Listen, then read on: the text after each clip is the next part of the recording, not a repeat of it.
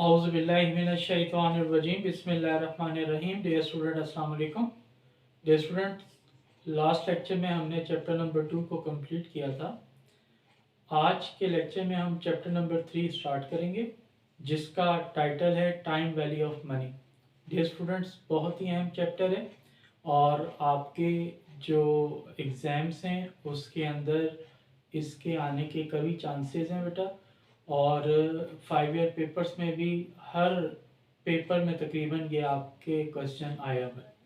तो इस चैप्टर को बहुत ही आप लोगों ने तवज्जो से समझना है और इस लेक्चर के अंदर आपने एक एक पॉइंट को बड़े क्लियरली जो है वो सुनना है, ताकि आपको जब न्यूमेरिकल्स करवाए जाएं तो आप उन न्यूमेरिकल्स को बेहतर तरीके से समझ सकें।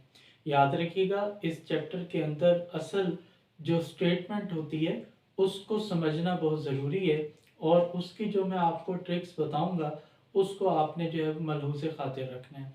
लेक्चर स्टार्ट करते हैं। डियर स्टूडेंट्स, टाइटल है हमारा टाइम वैल्यू ऑफ मनी। अब टाइम वैल्यू ऑफ मनी क्या है? The value of money changes with the passage of time on a given specific rate is called time value of money.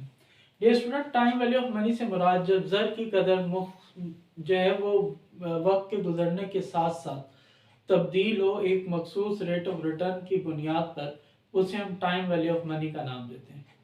अब मैं आपको एक example देता हूँ कि आज मेरे पास ज़ीरो टाइम पीरियड को हम जो है वो टुडेज टाइम पीरियड कहते हैं।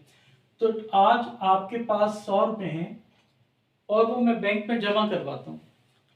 तो मैं जब बैंक को अपनी किसी किस्म की कोई रिक्वायरमेंट नहीं बताता और बैंक से मैं कहता हूँ कि जो है ना ये 100 रुपये जब मुझे ज़रूरत होगी तो मैं आपसे ले लूँगा, तो अब बैंक हमें, जब हम उस बैंक से रकम 100 रुपये लेंगे तो वो बैंक हमें कितना जो है वो पे करेगा।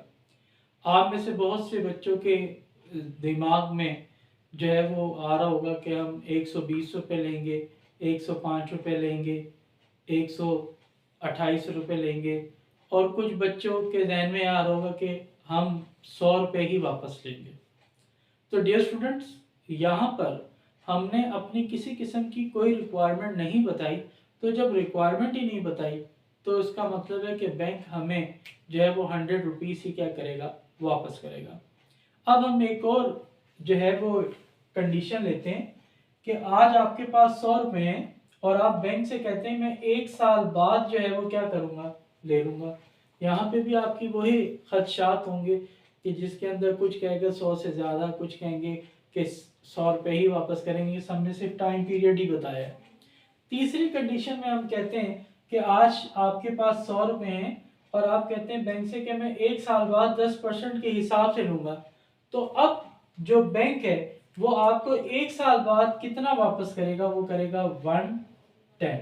इसका मतलब क्या हुआ कि आज जो आपके पास 100 रुपये हैं, उस 100 रुपये की कदर 1 साल बाद 10% के हिसाब से कितनी होगी, 110 होगी। इसी कॉन्सेप्ट को हम क्या कहते हैं, टाइम वैल्यू ऑफ मनी का नाम देते हैं। तो याद रखें, किसी भी जर की कदर को मालूम करने के लिए हमारे पास 3 चीजें होना जो है वो जरूरी है। उसमें पहली जो है वो है कैश फ्लोस।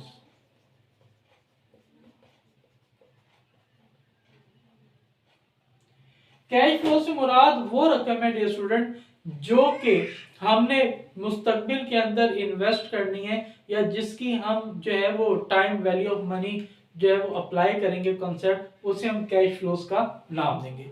दूसरा जो है वो है आपका टाइम पीरियड।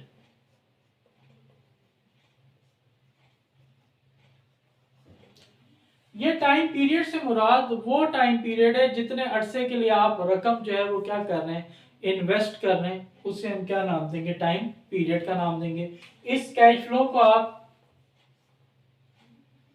सीएफ से भी जाहिर कर सकते हैं, प्रेजेंट वैल्यू से भी जाहिर कर सकते हैं, और फ्यूचर, ये अकॉर्डिंग टू स्टेटमेंट हम जो इसको क्या करेंगे, शो करेंगे।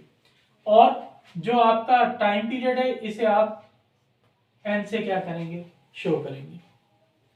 थर्ड जो है बेटा वो है आपका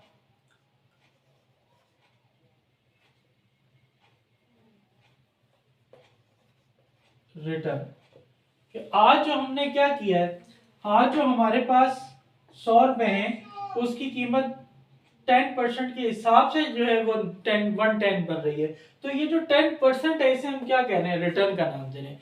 कि जो भी आप रकम इन्वेस्ट करेंगे उस रकम को किसी ना किसी स्पेसिफिक प्रॉफिट, रिटर्न, इंटरेस्ट की सूरत में क्या करेंगे, आप वसूल करेंगे।